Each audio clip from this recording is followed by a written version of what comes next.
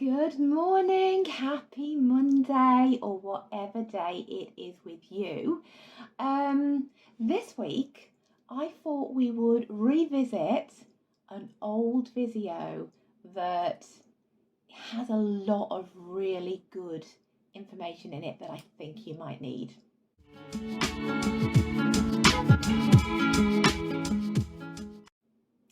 So first of all, I just want to say sorry for these last few videos on my phone. I have a new phone and it messes up my my videos. So when I'm trying to record, my voice gets out of sync with the picture and it annoys me. So I'm pretty sure it must annoy you too. But anyway, I just wanted to say that first so you don't think that I haven't noticed, because I have. It's getting fixed. I promise it's getting fixed.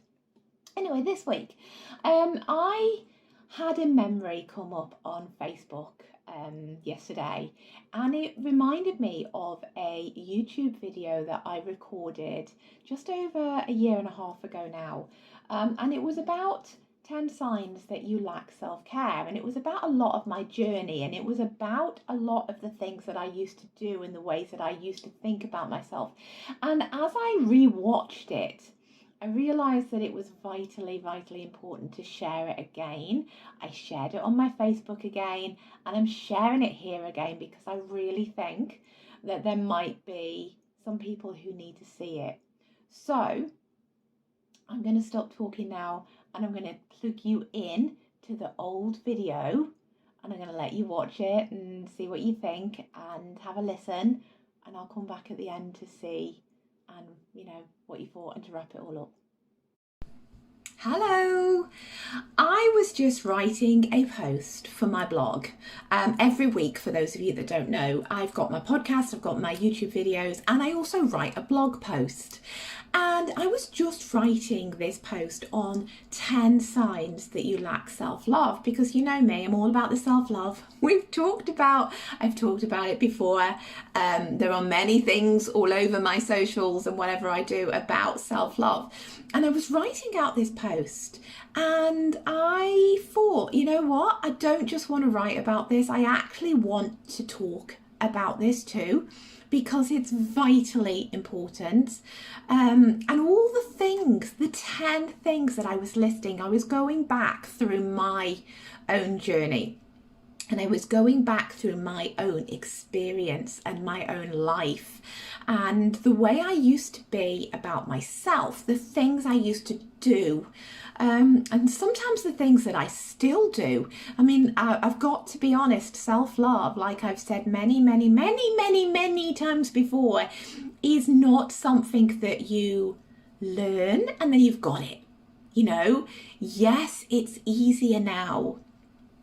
From my experience, yes, it's easier most of the time. I'm good with this stuff, but there will be days when I fall off the wagon a little bit and it's not quite so easy. And so I wanted to give you the 10 things, the 10 signs that you lack self-love from my perspective, and talk about the things that I used to do. The number one thing on the list that I was writing was hiding yourself from others. So I feel that the number one thing that you might do if you're lacking self-love in your life is you hide your true self. You're not authentic. You're not actually you. You change. You're like a chameleon. And I used to do this all the time. I was really good at sort of scouring the room, seeing who was around me, what situation was I in, what Jane did I need to be today to fit into this crowd, to fit into this place where I was. And so I would never go anywhere as me. I would go to places and be the persona that I thought that place wanted me to be for me to fit. I wasn't authentic. I was hiding all parts of my personality. I was hiding and I was acting. And I've said this before, I spent the majority of my 20s and 30s and probably even my early 40s acting through my life. I wasn't I wasn't being me because I was afraid that if I showed everybody all of me, if I showed everybody what I was really like, then nobody would like me. And so I became a persona. And what people saw then was not really me. It wasn't the true me. And if you're doing that too, it's okay to show yourself. Don't go through your life hiding yourself just to make others happy. You have to make yourself happy. Okay, so that was number one. Number two, you overanalyze absolutely everything. And this is one of the things that I still do. I am a massive overthinker, right? I spend my days, no matter how much I try, and I'm very aware that I do this now. I think that's the biggest thing that I can say. I don't think I'm ever going to stop doing this because I think it's just an element of me that is so ingrained. But I overthink everything. So something totally insignificant will be said in my day, or will happen in my day. I'll give you an example, right? One of the biggest examples of this, back in the day when I was massively self-critical of the way I looked, I would potentially get dressed in the morning and I'd put on something and I'd feel okay. And I'd be like, yeah, no, it's okay. For me, this is acceptable. I'm not feeling too bad. I can actually be all right like this today. And then somebody at some point in my day would say something about something to do with my appearance or something to do with my weight, or I perceived it to be that. It was as little as somebody would say to me, you look really well today. Now, back in the day when I was unwell, when somebody said to me, you look well, my mind went, you look fat, you've put weight on. People only say you look well when you're looking a bit bonny, when you're looking a bit chubby, when you're looking a bit like, not quite as bony or unhealthy as you normally look. And how unhealthy is that, right? But that would be it. And that would throw me for the rest of my day. That really insignificant, nice comment that somebody tried to make about me would literally throw my entire day. And I would overanalyze that nondescript, throwaway, kind comment till the cows come home. I would make it mean things that it didn't mean. I would make it have a negative impact on me, on my body, on the way I looked, on the way I thought. I would literally pick it apart until I managed to find what I thought it meant. And it didn't. It was just somebody saying to me, you look well. What is wrong with that? But I would think about it and think about it and think about it. And say, another example is if something I did do, something I said, if I didn't know, if I did a throwaway comment to somebody, they may have taken it in the spirit that I meant it, like as just something, just nothing. But I would then go, oh my God, I said that. Oh my God, what did they think I meant by that? I didn't mean anything bad by that. No, goodness, what will they be thinking of me? And it would spiral out of control, and I would overthink it and overanalyze it until I got myself into such a tiz that I then have to go back to that person and go, oh my God, I'm so sorry, I didn't mean it. And more often than not, the comment back to me would be, what are you talking about? Well, I don't even remember what you said. Like, what are you talking about? Because they'd forgotten it. Because to them it was nothing. Like, it should have been nothing to me. But yeah, it would wreck my entire day, sometimes my entire week, sometimes my entire month. Just no sleep, just thinking about it constantly, the wheels turning in my brain constantly, overthinking everything. So that's number 2. Number 3 was having this massive fear of being judged. And that ties in with number 1, really, with fitting the different personas of what I thought people wanted me to be. Because I believed that if I was myself, people would judge me. That I would, if I was myself, people wouldn't like me. They would talk about me. They would be negative about me. It was all critical. And so I would keep parts of my personality totally small because I was so scared that people were going to judge me. She's too woo-woo. As the, my God, who does she think she is? Mutton dressed as lamb. Look at the state of her. That was all things that would go through my mind. And early on in my network marketing journey, when I started with my network marketing company, and it was a makeup company, I perceived myself to be too old, not pretty enough, didn't have the right face, didn't have the right body, wasn't the right person. Anybody and everybody has to use skincare and wears makeup. So why the hell could it not be me? But I had this massive fear that every post I put out would be pulled apart from all these so-called people that I don't even know on my social medias. And they would be judging me, and they would be talking about me, and they would be hypercritical of me. And it kept me from growing into that business because I was so scared. I was so scared I was being judged that I wouldn't put myself out there, and I'd stay small and I'd stay in my comfort zone. Highly irrational, totally highly irrational. I'd worry about what people thought, what I was wearing. Like, I wouldn't sit here now and do this video totally comfortable in the fact of what I've got on and what you can see. I'd be sitting there going, oh my God, what if they don't like the colour of my top? Oh my God, what if it's too low? What if people can see my cleavage? Oh, then people are going to think I'm easy, and it would be these totally irrational thoughts going around in my head. Fear of being judged, real strong fear of being judged, which leads me into number 4, which is struggling with personal self-care and mental self-care. I wouldn't treat myself well. I didn't treat myself well. I was horrible to myself constantly. And I thought it was okay. I would do things like my weight was a massive thing for me. And so I would either skip meals and not eat anything, which was not good for my physical self-care at all. So I would skip meals and over-exercise. I mean, there's been times in my past life that I have eaten nothing, like literally an apple and a cup of coffee all day, and then I've exercised for 3 hours.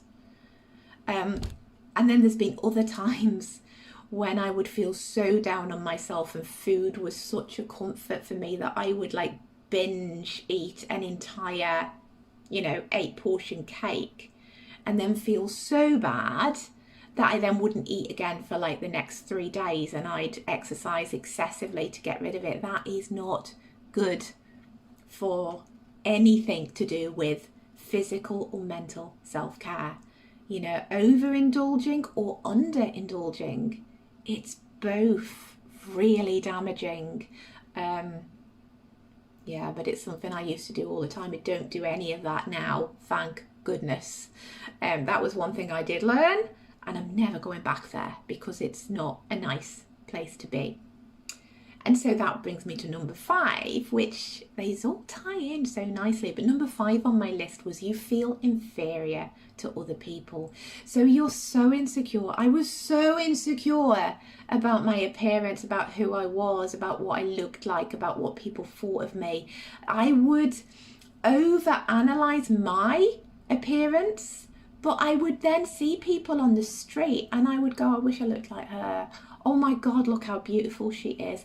Look how amazing her figure is. Isn't that a beautiful dress? Isn't her hair gorgeous? And I would totally judge myself based on these people that I thought had everything that I wanted or could never be. Totally inferior, such an inferiority complex. I was hyper aware of what other people looked like and did. And then would measure myself against it, and I would never stack up. Never. It was never going to be, I was never going to be those people because I was just so down on myself. It was awful. Number 6, too hard on yourself. Ties in really nicely, this one. Again, I was so hyper hard on myself all of the time. I would, as I say, I had imposter syndrome. I would focus on all of my failures. I would never be able to see what I had achieved. Like, I remember somebody saying to me once, my God, look what you've done with your life. You've moved countries and you've set up in a country completely alone, no family, nobody to help you, and you've literally been okay with that. And I would go, no, that's nothing. Anybody can move countries. I didn't do it alone. Steve did most of it. Well, no, we did it together. We did it together. And it is hard moving countries and totally rebuilding your life and starting again. It is difficult to leave all of your family. I see that now. But back then, if somebody told me that that was a success, I would be like, what are you talking about? That's ridiculous. I would never. I mean, I looked at my career progression and I thought that it was just, nothing. I'd looked at the fact that I'd started my own business, that I'd even got into network marketing in the first place, and that led me to here, and it led me to the self-development and the coaching and this space that I'm in now. And I would just throw it all under the carpet like it didn't matter, like I hadn't achieved anything. Well, I have, and I did, and a lot of people could not do what I do, and I recognize that now. And it's not because it's hard, but it's because you have to push yourself. You have to grow. You have to learn to look after yourself, and that stuff is hard, and that's why I harp on about it all the time. And that is why I now learn to accept that I've actually achieved a lot in my life. I've gone from absolute rock bottom to now, and I have to learn, and I had to learn to be satisfied with what I already had and what I already achieved, and to actually appreciate myself and not just underappreciate and berate and focus on the failures. Which leads me into point 7, which was lacking confidence. Massively lacking in confidence. I still am, truth be told. Like, I'm a natural introvert, and so confidence is not something that comes easily to me. But I think what I've learned is that you can still be quiet and be confident, right? You can still be, you don't have to be this massive personality to have confidence. You can do it in a quiet, subdued way. You can do it by your energy. And many people now say to me that just being in my energy, just being in my world in a little way, gives them self-confidence. It gives them belief. And so that is what I've really tried hard to work on in terms of my self-confidence. I've got to the point now where I know that I'm never going to be this loud, exuberant, life of the party, oh, look, I've arrived, here I am, type of person. That is never going to be me. And I don't actually want to be that person, because that would be me being inauthentic again and hiding parts of myself and going back to the acting and the pretending. And I don't want that. And so I've learned to be okay, and I've learned to be confident in my own skin. And that to me is... That's confidence. That's really cool. That's like when you can be totally confident in your own self and totally comfortable in your own self. That's when I feel real self-confidence comes in. I actually believe now that a lot of these people that are all like rah rah rah, they're not confident, right? That's their act. That's them putting on their persona because that's what they feel the room wants. That's what they feel people want from them. I think true self-confidence is when you're so totally at ease in your own skin that it shines, and that your energy says that, you actually are happy now to be all sides of yourself and show all sides of yourself, and you do have an opinion. And you know that sometimes you're judging your opinion might make you seem different to other people, but you know what? It's okay. It's best to have an opinion and put your opinion across in a kind and gentle and empathetic way than to say nothing and stay small and stay inside your box. That doesn't help anybody. Point 8, you need excessive affirmation or attention. You need to know you're doing okay. And so this is one thing that I would do all the time. If I was feeling down on myself, I would look to others to build me up. I would be fishing for compliments all the time, even though then when somebody would give me the compliment, I wouldn't believe it. I wouldn't take it. But I was looking for all of the outside of my world, not my inner world, but my outer world. I was looking to my outer world to give me the affirmation that I was okay, to tell me that I was okay, to make me feel loved, to show me that I actually was not this horrible, negative, fat, ugly, lacking in confidence, inauthentic person that I felt I was being. So I would look for excessive. I would want to talk about my problems. I would want to talk about whatever it is that was in my head, swimming around in the over-analysing, overthinking world that was my head. I would want to think about it constantly and get constant affirmation from other people that it was okay, and that I wasn't wrong, and that it wasn't bad, and it wasn't this or that or the other. And so, you know, I would want to, I've always been a talker. I like to go deep. That is one thing I have actually now noticed about my personality. And that used to be something I would feel was wrong back in the day. I actually felt that wanting to get so deep and so meaningful and right down, I didn't want the surface level. I wanted what was underneath, and I wanted to really get to the issue and the problem. And I used to perceive that as me being, you know, wrong in some way, but actually now I love that part of my personality, and I think that's what makes me a good listener, and it makes me a good person to understand and actually help, because I want to get out of the surface stuff. I want to know what is really going on so that I can change it, and I love that part of myself now. Number 9 was on my list was that you have difficult relationships. So what I mean by that is your relationships may be unstable, or they may be one-sided.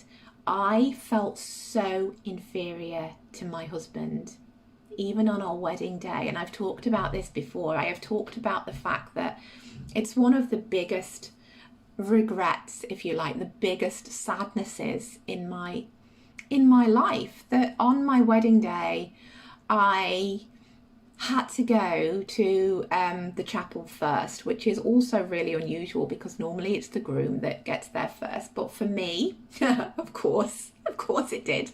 I had to go first. And so I was in the first limousine and I arrived first, and I had to wait in a little room, again completely alone, because I didn't have bridesmaids and my dad wouldn't fly, so he wasn't there with me. So I was in this little room totally alone with my own over-analysing thoughts, spiralling out of control with all the negative chatter, thinking that I wasn't good enough, that you know, why me? Why would he want to marry me? He's not going to turn up. All the things I was saying to myself, he's not going to turn up. I'm going to look a fool. I'm going to be here by myself. He doesn't love me. He's just waiting for something better to come along. Even if he does turn up by some miracle, the marriage will never last, because he will realise that he's made a mistake. He will realise that I am not the person that he really wants. I'm the stopgap. That is what was going through my head. I'm the stopgap. I am the person that, you know, will be his wife or his partner or whatever until he realises what a massive mistake he's made. Somebody much better, much more suited to him, somebody that he deserves will come along, and that'll be it. It'll be over. And that was what I was playing in my head over and over on repeat on my wedding day at the chapel, waiting for the ceremony to start. I mean, doesn't that encapsulate all of the above? all of the above. It talks about the over-analysing.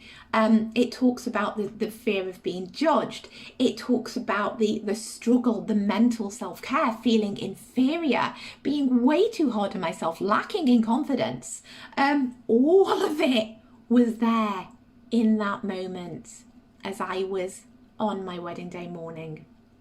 And number 10 is you feel everybody is too good for you. You feel that you're never going to fit in. You feel that you're never going to be the person that they want you to be. And so you have such a fear of rejection that you shut everybody out. And I always felt that if I totally gave myself, if I totally loved with my entire heart, I would get hurt.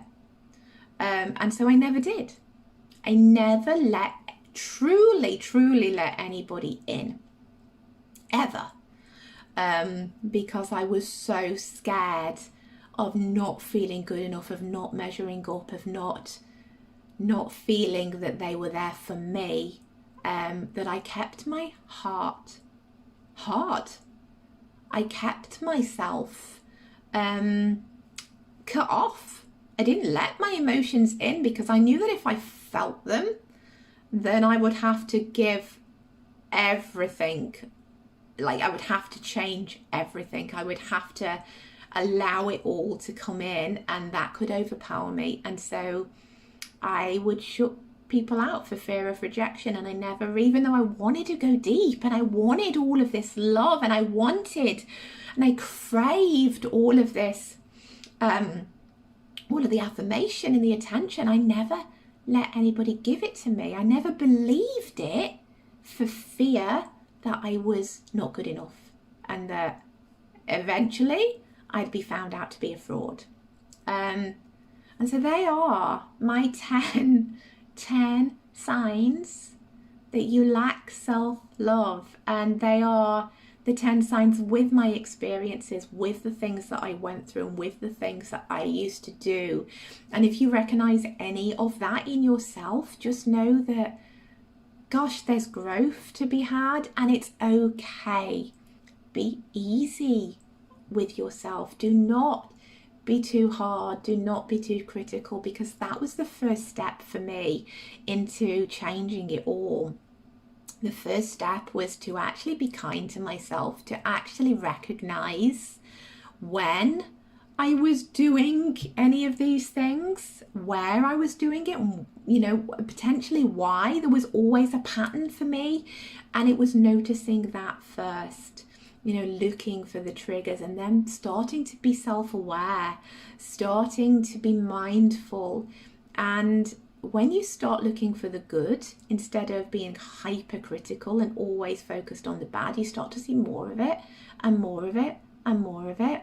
And you can, it's like for me now, I'm a work in progress. Like I said, you know, at the beginning, it's always going to be a work in progress, but I am 1,000,000 times better than I was on my wedding day.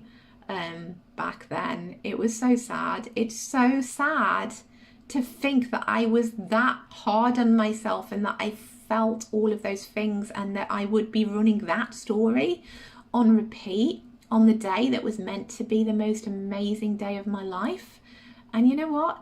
Steve and I are still married, 15, 16 years later. And so he obviously wasn't waiting for somebody better. He obviously wasn't feeling all those things. It was just me. And so yes, they are my 10 signs that you are lacking in self-care, and I can help you with that. You all know where I am. I have got courses on self-care. 15 days. You can change this in 15 days, right? Get in my group on Facebook. Come and listen to me. Be in my space. Be in my energy. And I promise you, together, we can work on this. We can work on you. And we will together make you feel better, because I've been there. I know what it feels like, and I know how much better it is to be in this space now. So there you go, 10 signs. I hope that resonated with you, and I hope it helped. So I really hope that you got some value out of that and that it was worth me resharing. I know when I listened to it and I listened to some of the things that I said and some of the ways that I used to treat myself, I realised how far I'd come. I realised the journey had been a never ending one, really, but one that I am getting much, much, much better at. But the things that I spoke about in that old video, I just wanted to share because these things can get buried in YouTube channels and podcasts and Facebook groups and lives and websites and all of that stuff. The real good, important content can get buried. And so I wanted to shine a light on it again. And I wanted to bring it back into the forefront of our minds because I thought it was important. So I hope you got from that what I intended. I hope you enjoyed it. I hope there are some things that you can take away and some changes that you can make. And as I say back then, please come and be with me, be in my energy, be in my Facebook group, be here, listen and soak it all up because I will change you from the inside out. I will. Just being around me, just being around the things that I say and the codes within what I say, it really does help. And so if you're struggling, as I say, I have my self-care course too, which I will link down below for you. But reach out to me because I'm always here and I understand this stuff because I've lived it. But yeah, that's all I wanted to say for this week. And I will see you next week. Bye.